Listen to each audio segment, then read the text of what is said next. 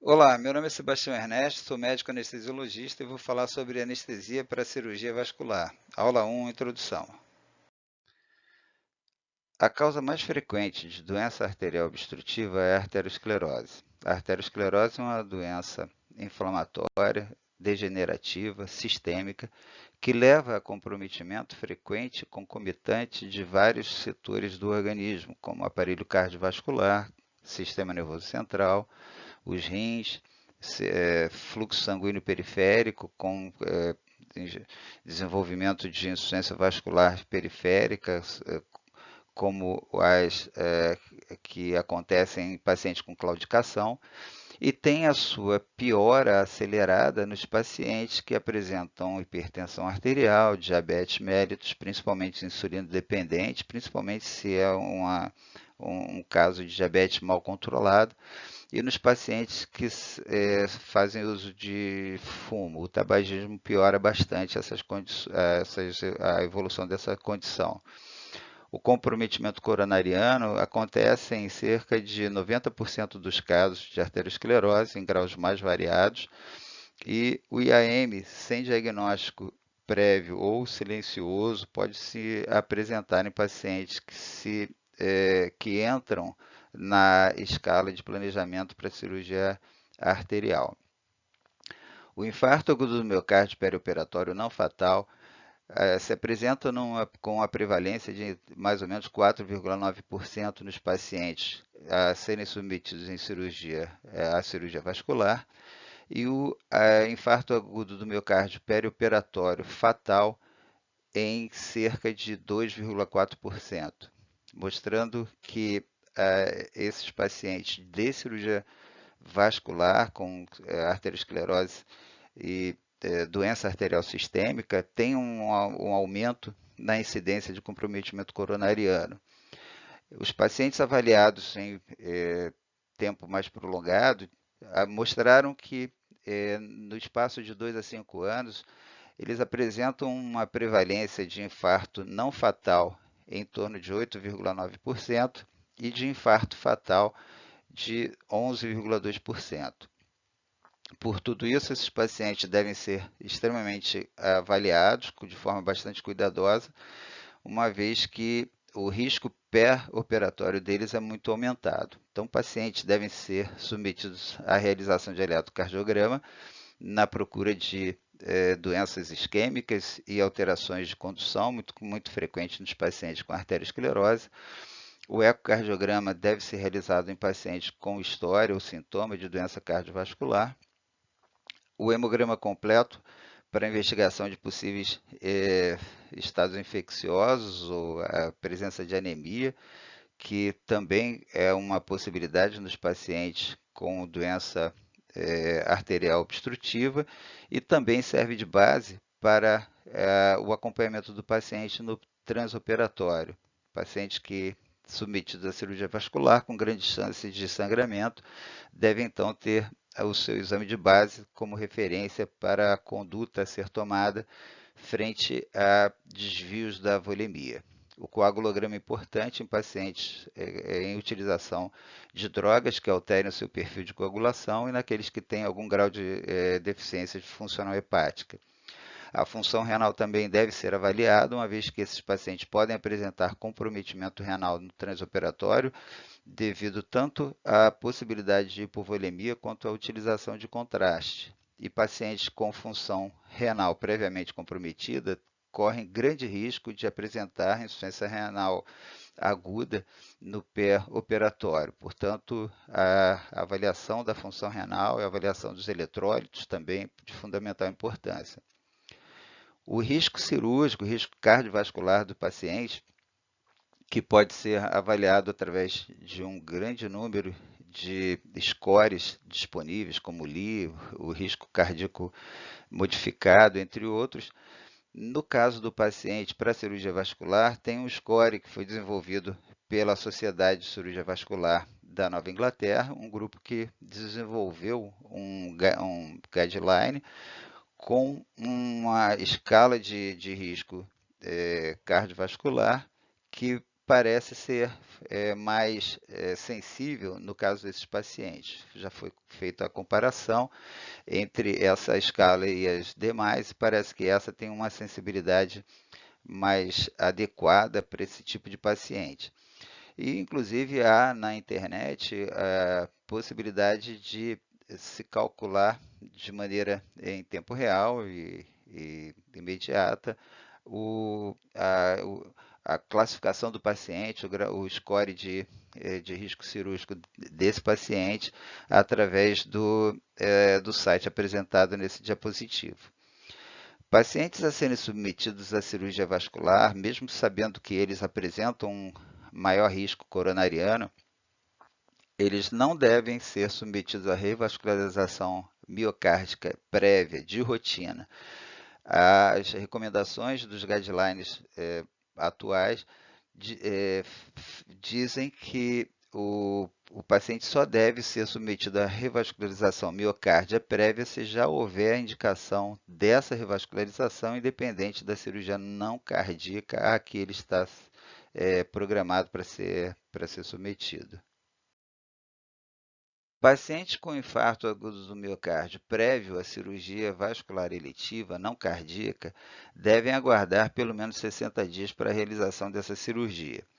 Pacientes que foram submetidos à revascularização do miocárdio têm dois tipos de conduta a serem tomadas. Então, tem a cirurgia do bypass, que é a cirurgia aberta, e em que não há consenso nem na Sociedade Americana nem na Sociedade Europeia de Cardiologia.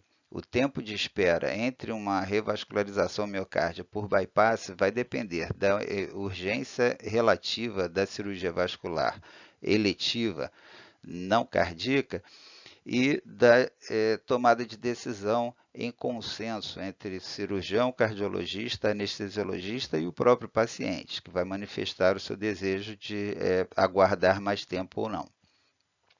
Em relação ao procedimento percutâneo coronariano, o tempo de espera entre a realização desse procedimento percutâneo e a cirurgia vascular eletiva não cardíaca vai ser o tempo de recomendação de manutenção da terapia antiplaquetária instituída.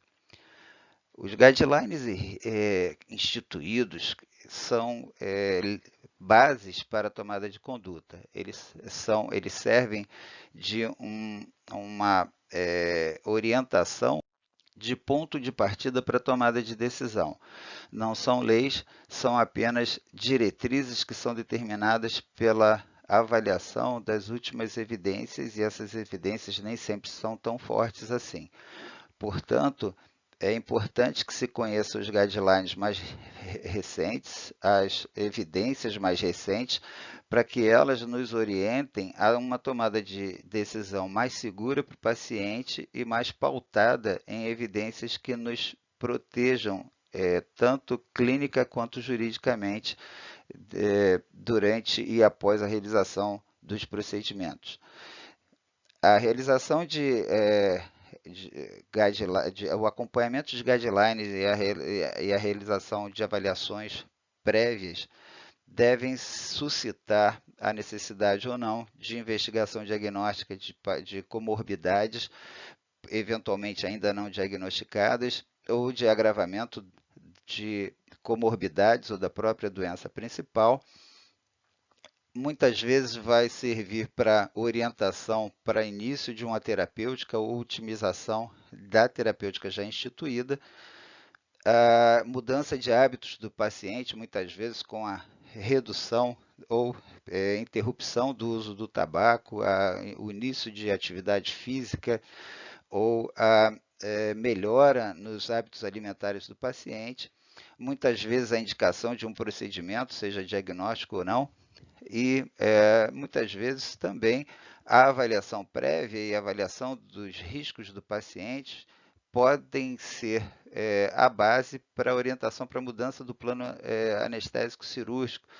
O paciente pode eventualmente apresentar uma piora na avaliação pré-anestésica ou apresentar um índice que mostra que a cirurgia deve ter o seu planejamento alterado ou até não ser realizada. Vários são os índices de risco, como já falado, e em relação à cirurgia vascular, existe esse guideline instituído pelo grupo da Nova Inglaterra, que parece ser bastante interessante. A realização da função do estudo da função pulmonar é importante nesses pacientes que apresentam na complicação pulmonar a maior incidência, a complicação de maior frequência entre as complicações possíveis, mesmo sendo uma cirurgia vascular. As cirurgias de aorta com o tórax aberto muitas vezes implicam em ventilação monopulmonar, e isso deve ser um fator limitante, muitas vezes, em alguns pacientes que apresentam função pulmonar prejudicada. A avaliação da presença de pneumonia, a avaliação de eventual agudização de alguma comorbidade respiratória em pacientes que, na maioria das vezes, são fumantes ou podem apresentar doença pulmonar crônica.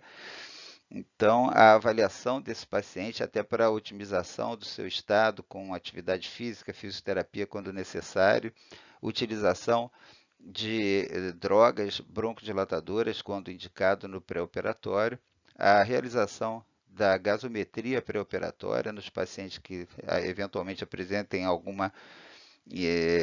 sinal de doença pulmonar, a avaliação da resposta ao broncodilatador, muito cuidado com a utilização dos beta-agonistas, que podem ser utilizados como broncodilatadores, mas aumentam a frequência cardíaca nesse paciente que, por ser um aterosclerótico, pode apresentar limitação coronariana. A utilização de corticoides nos pacientes que apresentam maior reatividade brônquica, e pacientes com sinais de infecção, elas devem ser tratadas previamente para que cheguem ao dia da cirurgia com o seu estado clínico na melhor condição possível. Pacientes com limitação de função pulmonar ou não devem ter uma analgesia adequada quando submetidos à cirurgia de grande porte, como são a maioria das cirurgias vasculares.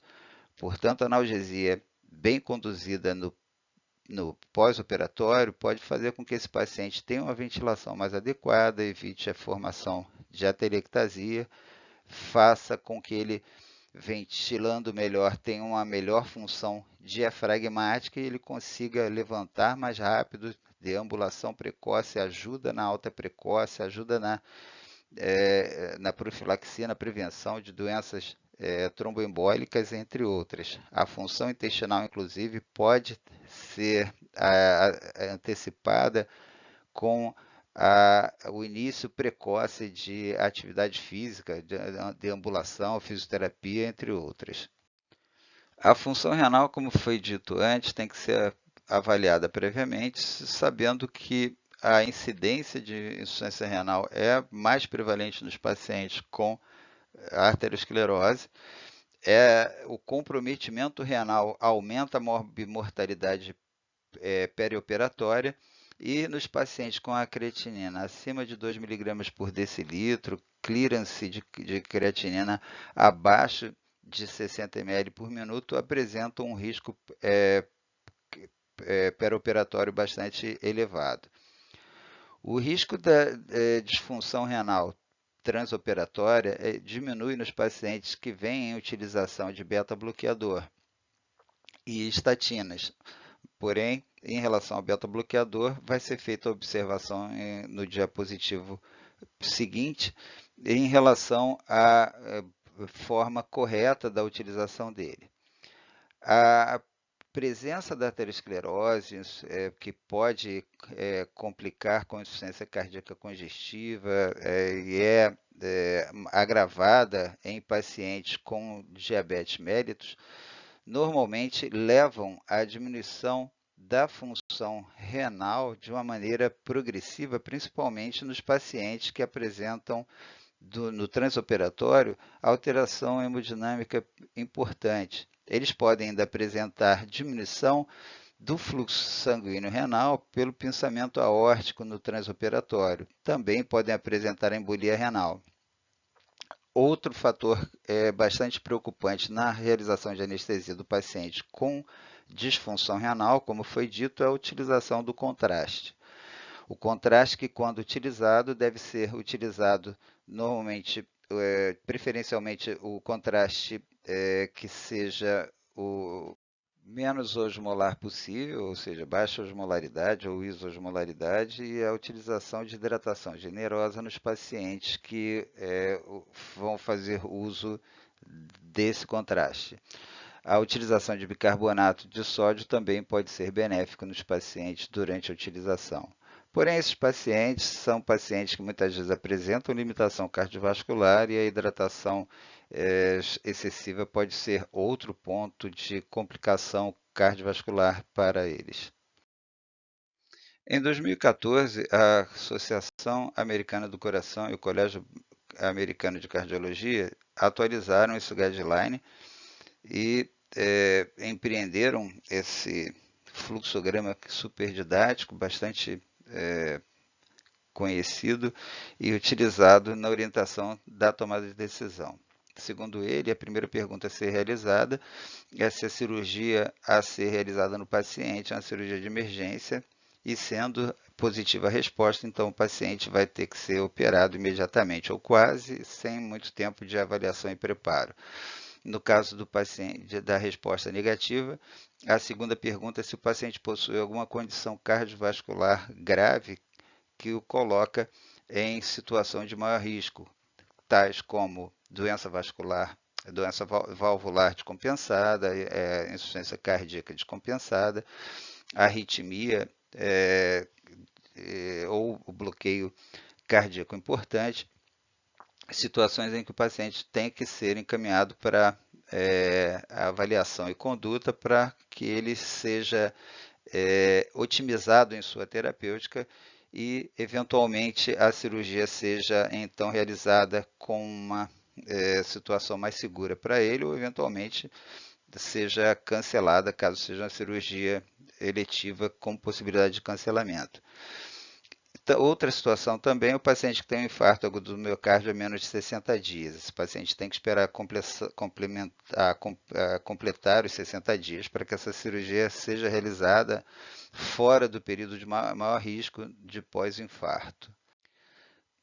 Caso esse paciente não tenha essa situação cardiovascular grave ou ela seja resolvida de maneira adequada, então o paciente volta para o fluxograma e a pergunta seguinte é se a cirurgia é de pequeno risco, ou de risco elevado. Se ele for de pequeno risco, o paciente pode ser encaminhado diretamente para a cirurgia, eventualmente, se houver alguma comorbidade que precise de avaliação, então isso será feito, mas não precisa de uma avaliação da parte cardiovascular pormenorizada.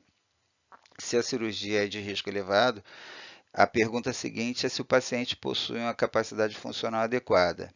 Capacidade funcional adequada é avaliada pelo equivalente metabólico. O paciente que tem acima de 10 METs de equivalente metabólico, ele é considerado excelente e, segundo o fluxograma, ele não precisaria de ser avaliado de maneira mais invasiva. Então, a recomendação 2A ele pode ser encaminhado direto para a cirurgia.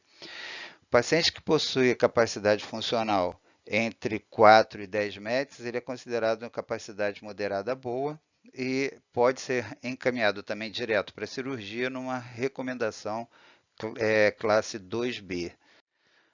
Porém, se o paciente não possui uma capacidade funcional adequada, a capacidade dele é abaixo de 4 METs ou é desconhecida por algum motivo, ele deve ser encaminhado para a pergunta seguinte, que se ele for submetido a uma avaliação mais invasiva, o resultado dessa avaliação pode alterar o planejamento da conduta anestésico-cirúrgica. Se não vai alterar, ele pode ser encaminhado para a cirurgia. E se o exame for importante para a tomada de decisão, então ele deve ser submetido a um teste de estresse farmacológico, que, se resultar normal, ele também está liberado para a cirurgia planejada, e se não resultar normal, ele vai ser encaminhado para estadiamento e a conduta de eventual revascularização do miocárdio. Os nossos pacientes de cirurgia vascular normalmente são pacientes ateroscleróticos que, por isso, têm a grande chance de apresentarem comorbidades, comprometimento de outros órgãos. É sabido que, por exemplo, pacientes que têm doença arterial periférica, em 50% das vezes tem comprometimento coronariano e em 25% das vezes o comprometimento coronariano é severo. Portanto, esses pacientes precisam normalmente de uma avaliação pormenorizada na maioria das vezes. Como foi dito anteriormente, a avaliação do risco clínico desses pacientes pode ser realizada através de várias escalas de risco, a escala de Lee, a escala de risco cardíaco modificada, entre outras, mas recentemente foi desenvolvido pelo grupo da Nova Inglaterra o score mais adequado para a classificação de pacientes de doença vascular. Então, essa escala ela pode ser obtida na internet através do preenchimento dos dados e você já obtém imediatamente o score de dor, o score de risco cirúrgico desse paciente. A Sociedade Europeia de Cardiologia também confeccionou um guideline com um fluxograma parecido com aquele estabelecido pela Sociedade Americana de Cardiologia, Colégio Americano de Cardiologia, passando pelas mesmas perguntas, apenas nos estágios finais do fluxograma alguma diferença na forma de se conduzir a tomada de decisão. Da mesma forma que o americano, as perguntas em relação à existência de situação emergencial ou não, se não houver, se for emergência, o paciente vai ser conduzido à cirurgia, tomando todas as medidas e cuidados para que haja uma monitorização adequada ao porte da cirurgia e ao comprometimento orgânico do paciente. Se não for uma cirurgia de emergência, a pergunta seguinte é se o paciente possui alguma condição cardíaca aguda ou não, como, por exemplo, uma arritmia importante, uma síndrome coronariana aguda ou alguma outra situação importante, ou se esse paciente foi submetido a sofrer um infarto agudo do miocárdio há menos de 60 dias. Então, esses pacientes vão ter que passar pela conduta orientada pelos guidelines mais atuais, ou melhorar a condição clínica dele, das condições cardíacas ativas, agudas, ou esperar a passagem dos 60 primeiros dias de pós-infarto para que ele saia do período de maior risco do pós-infarto. E restaurando a condição ou melhorando o máximo possível a condição desse paciente, se não houver contraindicação à realização da cirurgia devido às questões clínicas apresentadas pelo paciente, e ele for manuseado com a melhor terapia possível para as suas comorbidades, ou se ele não apresentar as condições cardíacas ativas, então a pergunta seguinte é se a cirurgia programada é uma cirurgia de pequeno porte ou não. Se for cirurgia de pequeno porte, ele pode ser submetido ao procedimento, ficando a cargo da equipe anestésico-cirúrgica a solicitação de eventual avaliação segundo critério ou segundo a existência de alguma comorbidade que sugira a necessidade de algum grau de controle. Se a cirurgia for de médio ou grande porte, há necessidade de avaliação semiológica do paciente através de anamnese, exame físico e eventual realização de algum exame para se estabelecer o grau de capacidade funcional do paciente. Se ele tiver uma capacidade funcional acima de 4 METs, então, eventualmente, esse paciente pode ser submetido à cirurgia, ficando a cargo da equipe anestésica cirúrgica novamente a realização de algum exame que possa ser aconselhado segundo alguma outra comorbidade que o paciente apresente. Se esse paciente não tem possibilidade da avaliação clínica através de anamnese, exame físico, da sua capacidade funcional, ou essa capacidade funcional for abaixo de 4 METs, então, a partir daqui existe um escalonamento de risco clínico. Se o paciente não possui nenhum fator de risco, embora não se conheça adequadamente a sua capacidade funcional, mas se ele não possui nenhum fator de risco, ele eventualmente pode ser encaminhado para a cirurgia programada, também ficando a cargo da equipe a solicitação de algum exame, segundo alguma comorbidade que possa existir.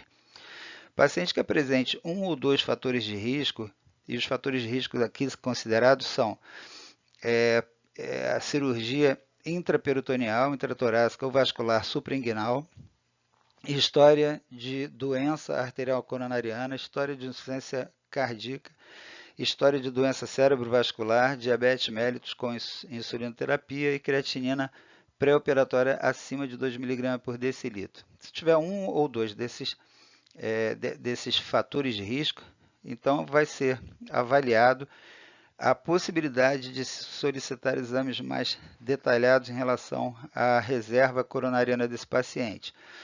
E esses testes serão realizados caso houver a chance de acordo com o resultado desse exame, gerar uma mudança de conduta.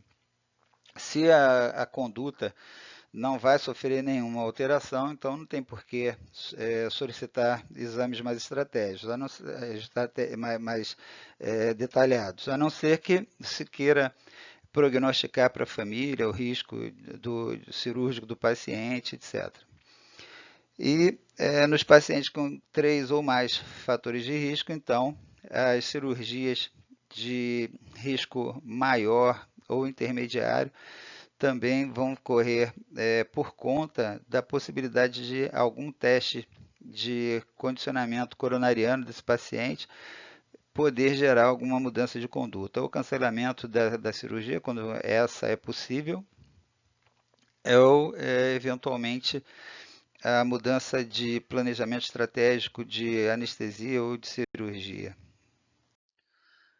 Como foi dito, a presença de uma lesão arterial em um dos principais setores, como carótida, aorta ou vasos que nutrem os membros inferiores, como as ilíacas e as femorais, são preditoras de lesão associada, como a doença arterial coronariana, entre outras.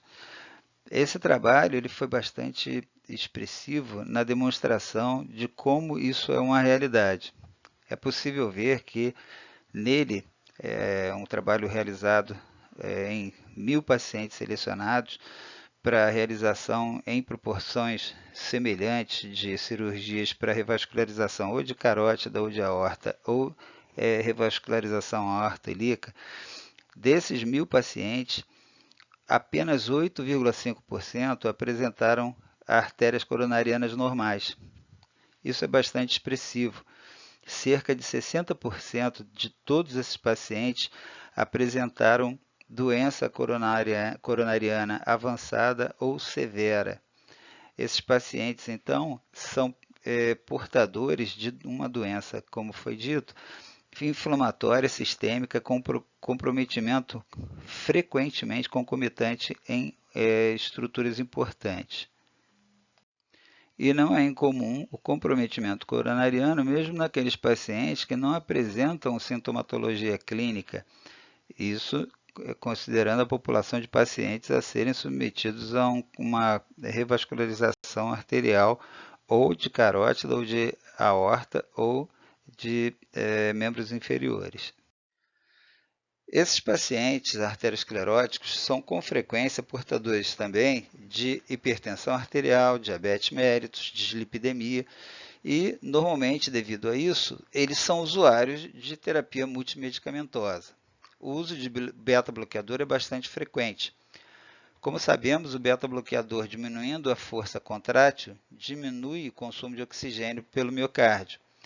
Também, diminuindo a frequência cardíaca, tanto diminui o consumo de oxigênio, como aumenta o tempo diastólico, que é o tempo de enchimento coronariano. Então, o fluxo sanguíneo coronariano está aumentado nesses pacientes com o aumento da oferta de oxigênio, melhorando bastante o equilíbrio da balança entre oferta e consumo de oxigênio ao miocárdio. Porém, o beta-bloqueador deve ser utilizado de maneira bastante consciente no perioperatório. É considerado classe de recomendação 1 manter beta-bloqueador de uso crônico no perioperatório. O uso crônico de beta-bloqueador faz aumentar a população de receptores beta. Esse aumento de população de receptores beta oferece um terreno bastante vasto de ação às catecolaminas endógenas. Se nós suspendermos o beta-bloqueador de maneira súbita, a catecolamina circulante vai produzir uma ação muito mais intensa, já que vai ter mais receptor beta para se ligar. Portanto, é comum ataque cardíaco e hipertensão arterial de rebote nessa situação. Não é ideal suspender o beta-bloqueador de uso crônico no momento da cirurgia. Da mesma forma, iniciar beta-bloqueador no pré-operatório imediato pode ser perigoso. Há trabalhos mostrando que há um aumento da incidência de hipotensão arterial, bradicardia no intraoperatório, resultando em fenômenos isquêmicos e aumentando a morbimortalidade perioperatória. Portanto, se há indicação de se iniciar o beta-bloqueador, ele deve ser iniciado precocemente. O período ideal é em torno de 7 dias, mas aceita-se iniciar até 2 dias antes da cirurgia. Esse tempo prolongado ajuda na adaptação do paciente à droga e também estabelece um tempo ideal para se titular a dose ideal para esse paciente, porque existe uma diferença de sensibilidade e de resposta à droga utilizada. Portanto, não é aconselhado, é considerado recomendação classe 3, iniciar beta-bloqueador no pré-operatório imediato. Outras drogas também são úteis, mas também devem ser utilizadas com cuidado no perioperatório. Os agonistas alfa-2 adrenérgicos, como a clonidina, por exemplo, quando utilizadas de forma crônica, também devem ser mantidas no intraoperatório, no perioperatório, pelo risco de acontecer a mesma coisa, taquicardia e hipertensão na suspensão imediata dessa substância. Por outro lado, ela pode ser iniciada no pré-operatório imediato, em doses tituladas, com cuidado, para melhorar a sedação, melhorar a analgesia intra e pós-operatória desses pacientes. Um agonista alfa-2 adrenérgico de grande utilidade em anestesia, que tem sido utilizado nas últimas décadas, é a dexmedetomidina. Ela tem uma especificidade 8 vezes maior pelos receptores alfa-2 adrenérgicos e produz, então, uma dose, um efeito mais consistente com menos efeitos colaterais. Portanto, tanto a clonidina como a dexmedetomidina têm utilidade em anestesia e devem ser utilizados com cuidado. Normalmente são indutoras de hipotensão e bradicardia e esses efeitos devem ser acompanhados e a resposta a eles deve ser adequada ao tipo de cirurgia e paciente. Drogas que interferem no eixo renina-angiotensina-aldosterona, como os bloqueadores dos receptores de angiotensina e os inibidores da enzima conversora de angiotensina, são de grande utilidade na manutenção da pressão arterial, tem ação anti-inflamatória, tem ação benéfica na modulação da remodelação miocárdica como resposta a aumento de pré e pós-carga e de alteração da circulação coronariana. Porém, nos últimos anos, muitos autores têm sugerido a sua interrupção no pré-operatório imediato, porque eles estão relacionados com o aumento da hipotensão intraoperatória, muitas vezes de difícil controle, devido a vasodilatação importante que produzem. As estatinas também têm grande utilidade. Elas agem controlando o perfil lipídico do paciente, aumentam a quantidade, a concentração de lipídios de boa qualidade, reduzindo a concentração daqueles de baixa densidade, fazendo com que haja um desfecho melhor a longo prazo para esses pacientes. Além disso, tem uma ação anti-inflamatória e a ação estabilizadora de placa ateromatosa. Portanto, são drogas que podem oferecer bastante proteção ao paciente aterogênico. E, infelizmente, os trabalhos não têm conseguido mostrar melhora no desfecho perioperatório pela utilização de estatina. A sua utilização é benéfica, porém os resultados de desfechos ainda são controversos. As drogas antiplaquetárias são um capítulo à parte. Pacientes com doença coronariana aguda, que vêm em tratamento clínico, têm normalmente a utilização de terapia dupla antiplaquetária com utilização de ácido acetil salicílico e inibidores do receptor P2Y12. Entre eles temos o ticagrelor e as cianoperidinas. São drogas que inibem, que bloqueiam esse receptor, dificultando a agregação plaquetária. Entre as cianoperidinas, a que vinha sendo utilizada com mais frequência, o clopidogrel, é uma prodroga. Ela necessita de metabolização hepática pelo citocromo P450. A enzima que trabalha isso é o CYP2C19.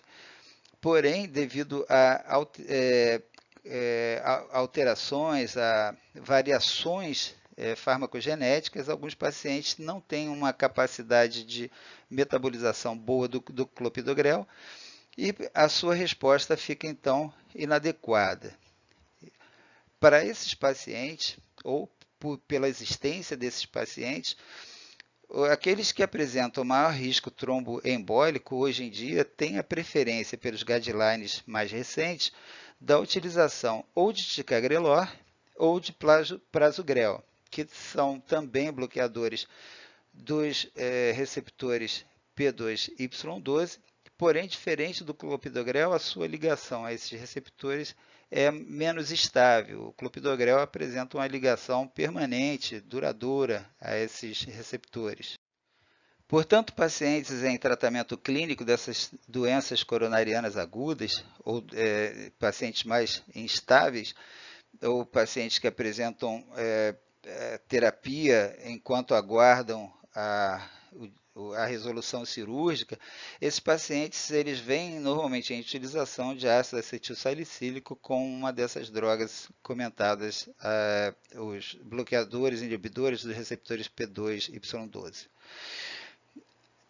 Existe uma diferença nos guidelines apresentados pela Sociedade Americana e Sociedade Europeia de Cardiologia no trato com essas substâncias antiplaquetárias em pacientes portadores de doença coronariana tratada cirurgicamente ou não. Em relação ao paciente que realizou o procedimento percutâneo na vigência de doença coronariana estável, com a instalação de stent não farmacológico, a utilização de clopidogrel associado a AS durante um mês, ácido acetil salicílico, é recomendado pela Associação Americana de Cardiologia. Quando o stent instalado é medicamentoso, a Sociedade Americana aconselha a manutenção dessa terapia dupla antiplaquetária durante 6 meses, podendo ser reduzida para até 3 meses, caso haja grande risco de sangramento ou se houver necessidade de cirurgia antes de completar os 6 meses. Às vezes, alguma cirurgia, como por exemplo, uma cirurgia oncológica, o paciente precisa operar com risco de piorar o seu prognóstico, então esse tempo de clopidogrel pode ser reduzido até 3 meses, sendo 6 meses o tempo ideal para maior segurança contra fenômenos tromboembólicos, segundo a Associação Americana de Cardiologia.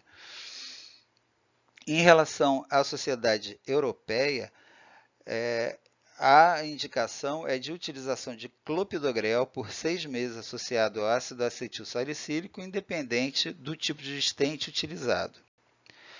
Nos pacientes que foram submetidos a procedimento percutâneo, mais na vigência de doença coronariana aguda, com qualquer stent, a indicação é a manutenção por 12 meses de terapia dupla antiplaquetária. A Sociedade Americana aconselha a utilização de ticagrelor ou prasugrel durante esses 12 meses associados ao ácido acetil salicílico. A Sociedade Europeia, ela prefere a utilização de ticagrelor, deixando o prasugrel ou até o clopidogrel, caso haja impossibilidade da utilização do ticagrelor.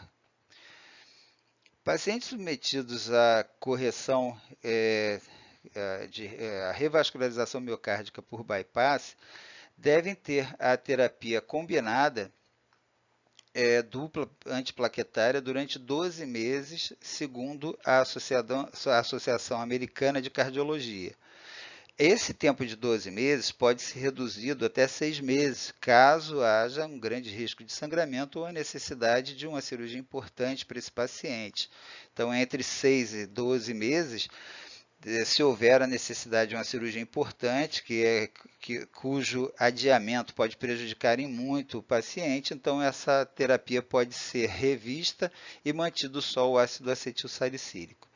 E no caso de ter que interromper a terapia dupla antiplaquetária, o ticagrelor deve ser suspenso 5 dias antes, assim como o clopidogrel, enquanto o prasugrel deve ser suspenso 7 dias antes, segundo a Sociedade Americana de Cardiologia. O paciente submetido a bypass coronariano que apresentava doença coronariana aguda ou tem um stent instalado antes dessa cirurgia de bypass, deve também permanecer por 2 meses com a terapia dupla antiplaquetária. Porém, nesse caso, se houver necessidade de suspensão antes dos 12 meses por sangramento ou risco de sangramento ou necessidade de alguma cirurgia importante, a realização de cirurgia não cardíaca nesse paciente deve respeitar, se a cirurgia foi eletiva, obviamente, a suspensão do ticagrelor por 3 dias, diferente do paciente que não apresentava doença coronariana aguda ou stent. Então, ele vai suspender por 3 meses, nesse caso, o ticagrelor. O clopidogrel continua sendo de 5 dias o prazo e o prasugrel de 7 dias. Se houver necessidade de suspensão por sangramento ou por outro procedimento, da mesma forma como no caso do paciente que não apresentava essas condições, né? O paciente de cirurgia de bypass que apresentava doença coronariana aguda ou vinha já com stent, ele também pode suspender 6 dias, suspender após os 6 meses, antes de completar os 12 meses, se houver sangramento ou risco grande de sangramento. E nos pacientes que foram submetidos à cirurgia de bypass e apresentaram o IAM prévio a essa cirurgia, eles podem ter essa terapia até prolongada, além de 12 meses. Paciente que vai ser submetido à cirurgia não cardíaca e que tem um stent, se o stent é não farmacológico, pela Sociedade Americana de Cardiologia, ele deve ser mantido em terapia antiplaquetária por 1 mês. Se a cirurgia foi eletiva, então ela vai ter que esperar 1 mês para poder suspender o inibidor antiplaquetário do receptor P2Y12, mantendo o AS. Então, vai suspender depois de um mês e vai ser realizada a cirurgia eletiva. No caso do stent medicamentoso, essa manutenção de terapia dupla deve ser por 6 meses, pela Sociedade Americana de Cardiologia. Porém, em relação à Sociedade Europeia de Cardiologia, independente do stent, o tempo pode ser diminuído até um mês, seja o stent medicamentoso ou não. Se você vai precisar de uma cirurgia 2 meses depois de que colocou o stent, seja medicamentoso ou não, você vai poder suspender seu inibidor antiplaquetário lá P2Y12 durante os dias, de acordo com o tipo de agente utilizado, escagrelor, clopidogrel ou prasugrel. Então, vai suspender e vai ser realizada a sua cirurgia. Então, pela Sociedade Europeia, um mês é suficiente para qualquer tipo de stent, e pela Sociedade Americana, um mês para stent não medicamentoso, 6 meses para stent medicamentoso. Porém, pela Sociedade Americana, você pode até reduzir esse período de 6 para 3 meses, o mínimo, caso haja uma necessidade de cirurgia não adiável ou de grande importância, como eu falei anteriormente. Os pacientes diabéticos também devem ter a sua terapia controlada e, idealmente, eles devem ser submetidos à cirurgia apenas se estiverem com a sua hemoglobina glicada em concentração inferior a 7%.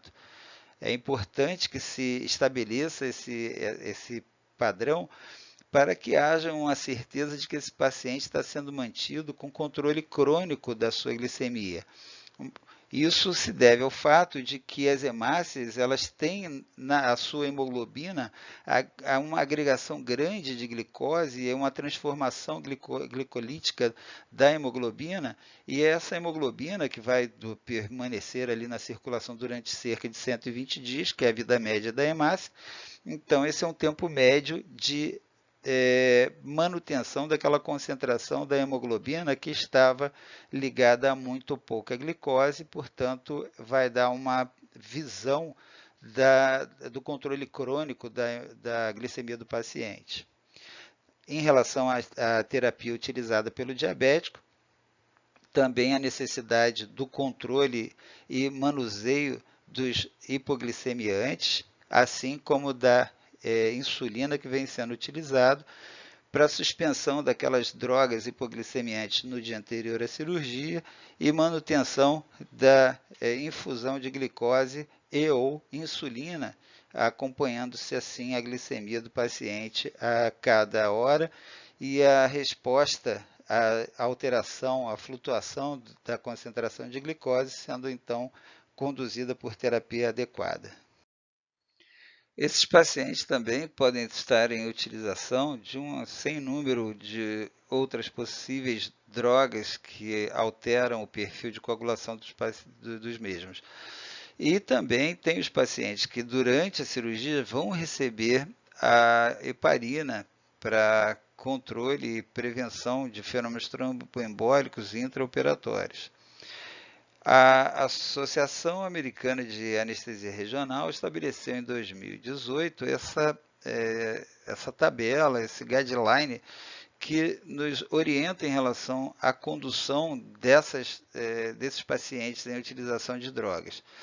É importante lembrar e observar, no final dessa tabela, os períodos a se observar em relação à utilização de drogas em relação à anestesia espinhal, com instalação ou manipulação de catéter peridural.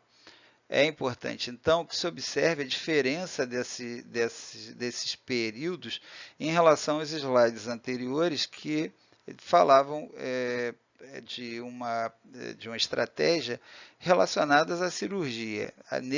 Nessa tabela, a estratégia, o planejamento a se respeitar, o tempo a se respeitar, é em relação à utilização da anestesia espinhal. Portanto, em relação, por exemplo, ao paciente que vem em uso de clopidogrel, deve ser suspenso o clopidogrel 7 dias antes, como no guideline em relação à cirurgia. E em relação à nova droga, a dose de clopidogrel, apenas ser administrada após a retirada do catéter peridural. Também em relação à anestesia espinhal, o prasugrel ele deve ser suspenso caso se tenha intenção de realizar anestesia espinhal com ou sem colocação de catéter peridural. O prasugrel deve ser suspenso 7 a 10 dias antes e a sua reinstituição apenas 6 horas após a retirada do catéter. O ticagrelor deve ser suspenso 5 dias antes se pretende a realização de anestesia espinhal e também a sua reinstituição apenas 6 horas após a retirada do catéter. Observem que o ácido acetilsalicílico utilizado isoladamente não tem interferência na condução da anestesia espinhal. Porém, em relação à recomendação para a cirurgia da Sociedade Americana de Cardiologia, existe uma recomendação de se evitar o uso de ácido acetilsalicílico no pré-operatório imediato de paciente, ou no pré-operatório, devendo ser suspenso 5 a 7 dias antes, nos pacientes com grande risco de cirurgia, se a utilização é para profilaxia primária. A prevenção primária pode ser suspensa 5 a 7 dias antes, segundo o conceito da Sociedade Americana de Cardiologia, caso haja um grande risco de sangramento. Os pacientes em prevenção secundária, aqueles que já foram vítimas de fenômeno tromboembólico e estão usando o ácido acetilsalicílico para que se evite ou se faça a tentativa de prevenção de novo episódio, então esse paciente deve ter a terapia mantida com ácido acetilsalicílico na maioria dos eventos cirúrgicos, excetuando-se as cirurgias de endoneuro, as neurocirurgias cranianas ou de medula, as cirurgias de RTU de próstata e cirurgias intraoculares, com grande risco de sangramento intraocular.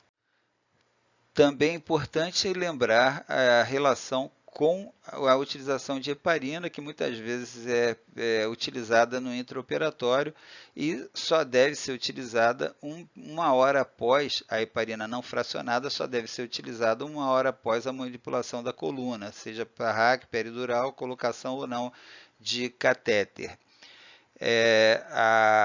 Tanto em dose terapêutica quanto profilática. E em relação à utilização de heparina de baixo peso molecular, então a suspensão 12 horas antes, caso seja dose profilática, ou suspensão 24 horas antes, se for dose terapêutica, retornando apenas 4 horas após a realização da manipulação de coluna para anestesia. Outra questão importante que se torna cada vez mais prevalente é a utilização de ervas medicinais. Algumas delas interferem bastante com o perfil de coagulação dos pacientes e também devemos ter atenção à sua utilização no pré-operatório. Pacientes em utilização de terapia com alho devem ter essa terapia suspensa 7 dias antes. A ginkgo biloba e o ginseng devem ser suspensos, respectivamente, 36 e 24 horas antes da cirurgia.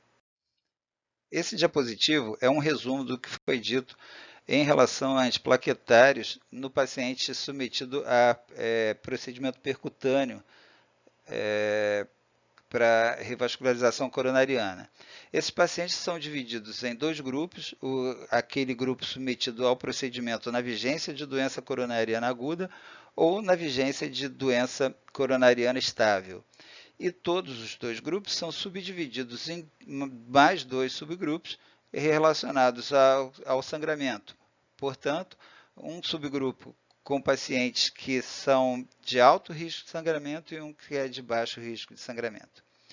Portanto, nos pacientes submetidos a procedimento percutâneo, na vigência de doença coronariana estável e que tem baixo risco de sangramento, o consenso americano recomenda 1 mês de terapia dupla antiplaquetária nos pacientes com stent sem medicamento, e após esse 1 mês, essa terapia pode ser seguida ou não, dependendo da aceitação do paciente, do risco de sangramento, entre outros, ou manter o paciente com ácido acetil salicílico por tempo indeterminado.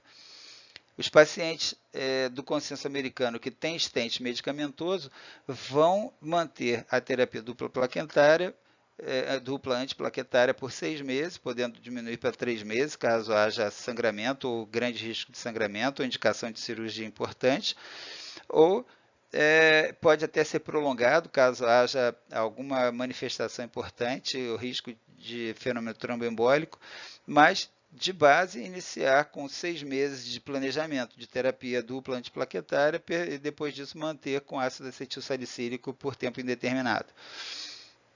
O consenso europeu orienta que os pacientes de stent, seja com medicamento ou sem, que sejam mantidos por 6 meses de terapia dupla antiplaquetária e depois disso manter só com ácido acetil salicílico.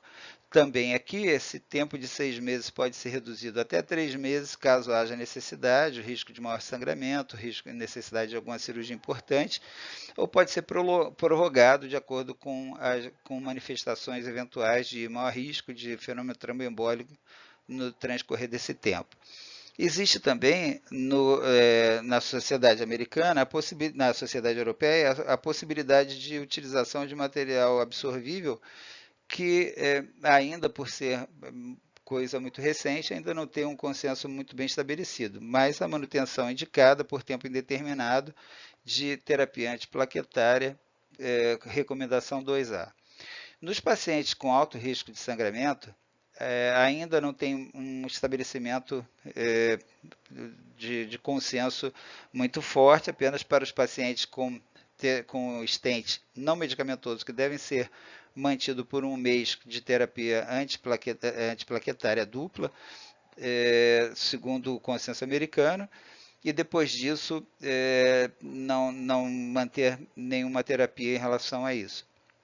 Nos pacientes com stent medicamentoso, segundo o consenso americano, manter a terapia dupla plaquetária por 3 meses, também consenso muito fraco ainda, recomendação 2B, e na Sociedade Europeia de